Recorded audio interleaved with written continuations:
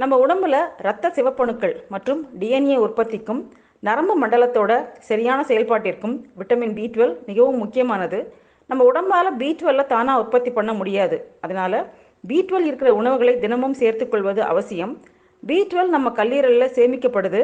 நம்ம பி 12 இருக்கிற உணவுகளை சாப்பிடலன்னா கூட சேமித்து வைக்கப்பட்ட இந்த பி 12 நம்ம உடம்பு 2லேருந்து 5 வருஷம் வரைக்கும் யூஸ் பண்ணோம். அதனால நம்ம நீண்ட காலமாக பி 12 சரியான அளவில் சாப்பிடலன்னா கூட நமக்கு உடல் பிரச்சனை வராது. ஆனால் கல்லீரலில் இருக்கிற பி 12 குறைய ஆரம்பிக்கும் போது பற்றாக்குறை ஏற்பட்டு நமக்கு மெதுவாக சில உடல் ரீதியான பிரச்சனைகள் ஆரம்பிக்கும். சிவப்பு ரத்த அணுக்கள் செல் டிவிஷன் ஆக முடியாமல் பெரிதாக ஆரம்பித்து மெகலோபிளாஸ்டிக் அனீமியா எனும் இரத்த சோகை ஏற்பட ஆரம்பிக்கும். இரத்த சோகை வரத்துக்கு அறிகுறியாக வேகமாக மூச்சு விடுறது, தலைவலி, அஜீர்ணம், பார்வை பிரச்சனைகள், உடல் பலவீனம், வயிற்றுப்போக்கு, வாய்ப்புண்கள் இதெல்லாம் ஆரம்பிக்கும். பி 12 குறைபாடு டிஎன்ஏ உற்பத்தியை பாதிக்கிறதுனால கை கால் மரத்து போகிறது, பலவீனம், சோர்வு, பதட்டம், குழப்பம் போன்ற நரம்பு மண்டலம் சம்பந்தமான பிரச்சனைகள் வர வாய்ப்பு இருக்குது.